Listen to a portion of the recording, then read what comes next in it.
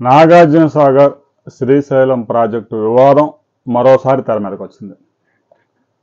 తెలుగు రాష్ట్రాలు రెండు తెలంగాణ ఆంధ్రప్రదేశ్గా విడిపోయిన తర్వాత శ్రీశైలం ప్రాజెక్టులో ఏదైతే విద్యుత్ ఉత్పత్తి కేంద్రాలు ఉన్నాయో ఒకవైపు తెలంగాణకి ఆంధ్రప్రదేశ్కి అప్పగించడం జరిగింది. ఇక నాగార్జున సాగర్ డ్యామ్ వ్యవహారం వచ్చేసరికి దాని యొక్క నిర్వహణ మొత్తం 8 సంవత్సరాల పాటు తెలంగాణ చేతిలో పెట్టారు. ఆ తర్వాత ఆ నాగార్జున సాగర్ కుడికాలకి నీరు విడుదల చేసే విషయంలో రెండు రాష్ట్రాల మధ్య గొడవలు మొదలయ్యాయి. ఏదైతే కృష్ణా రివర్ బోర్డు ఉందో, రాష్ట్రాల పునర్విభజన జరిగిన తర్వాత కృష్ణా రివర్ బోర్డు ఏర్పాటు చేశారు. ఎందుకంటే విభజన జరగకముందే గొడవైంది. ఆంధ్ర వాళ్ళంతా మా నీటిని దోచుకుంటున్నారు అనే తెలంగాణ ఉద్యమం పుట్టింది. దీంతో రాష్ట్రం విడిపోయిన తర్వాత ఈ కృష్ణా నీటి కోసం గొడవలు పెద్దగా అయ్యే అవకాశం ఉందని కృష్ణా రివర్ బోర్డు ఏర్పాటు చేశారు. మరి ఆ శ్రీశైలం ప్రాజెక్టు, జూరాల, నాగార్జున సాగర్ ఇవన్నీ కృష్ణా రివర్ బోర్డు చూసుకోవాలి. సరే, జూరాల ప్రాజెక్ట్ అంటే మొత్తం తెలంగాణ పరిధిలో ఉంది కాబట్టి తెలంగాణకు అప్పగించిన 13 టీఎంసీలు కూడా పెద్దగా నిల్వ ఉంచే అవకాశం లేదు కాబట్టి దాన్ని వదిలేసిన శ్రీశైలం, నాగార్జున సాగర్ మెయింటెనెన్స్, పులిచింతల ప్రాజెక్టు, ఈ ప్రాజెక్టు కృష్ణా రివర్ బోర్డు చూసుకోవాలి. అయితే కృష్ణా రివర్ బోర్డుకి కనీస సిబ్బంది కూడా లేకపోవటం, కార్యాలయం కూడా సరిగా లేకపోవటం, ఆ సెక్యూరిటీ ఫోర్సెస్ కూడా తెలంగాణ వాళ్ళు, ఆంధ్ర వాళ్ళు కేటాయిస్తే తప్ప వాళ్ళకేం ఉండవు. దీంతో శ్రీశైలం, నాగార్జున సాగర్ ప్రాజెక్టుల వ్యవహారం మరోసారి తెర మీదకి వచ్చింది. శ్రీశైలం ఎడమగట్లో తెలంగాణ జల విద్యుత్ ఉత్పత్తి చేసి నీటిని మొత్తాన్ని నాగార్జున సాగర్కి రిలీజ్ చేస్తూ ఉంటుంది.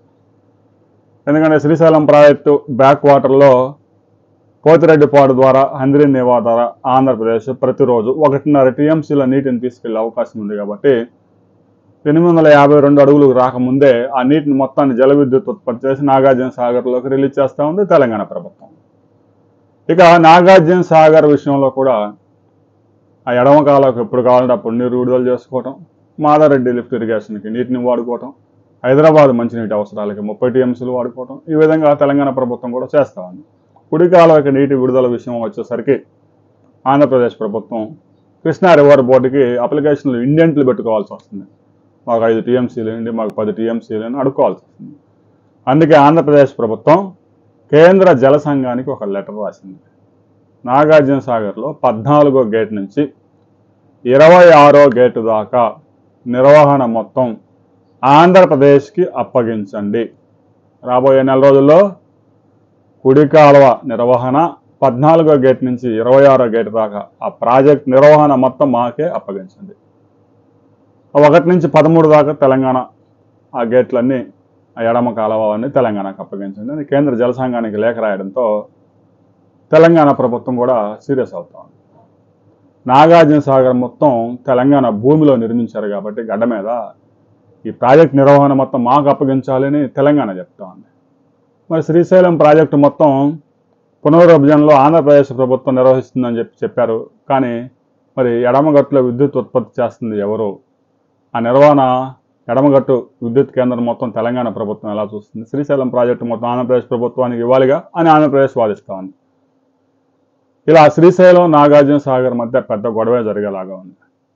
ఎందుకంటే ఈ ప్రాజెక్ట్ని కనుక కృష్ణా రివర్ బోర్డు ఏదైతే ఉందో శ్రీశైలం, నాగార్జున సాగర్ ప్రాజెక్ట్ని నిర్వహించకుండా ఇలా రాష్ట్రాలకు అప్పగించేస్తే ఎవరు ఇష్టం వచ్చినట్టు వారు నీరు విడుదల చేసుకుని పోయే అవకాశం ఉంది. రాబోయే రోజుల్లో ఇది మరింత వివాదాలకు కూడా దారితీసే అవకాశం ఉంది. శ్రీశైలం ప్రాజెక్టు ప్రధానంగా జల విద్యుత్ కేంద్రంగా నిర్మించిన వరద జలాలు, కృష్ణా వరద జలాలు ఏదైతే మిగులు జలాలు ఉన్నాయో ఆ జలాలు వినియోగించుకునేందుకు పోతిరెడ్డిపాడు ద్వారా, తెలుగుగంగ ద్వారా సోమశిల, కండలేరు, మద్రాస్కి మంచినీటికి ఉపయోగించుకుంటూ ఉన్నారు. అయితే 852 అడుగులు శ్రీశైలంలో వాటర్ ట్యాంక్ లెవెల్ ఉంటేనే ఆ పోతిరెడ్డిపాడులో నీరు పారుతుంది. ఆ లెవెల్కి రాకముందే తెలంగాణ ప్రభుత్వం నీటిని మొత్తాన్ని జల విద్యుత్ ఉత్పత్తి చేసి నాగార్జున సాగర్కి రిలీజ్ చేస్తూ ఉంది.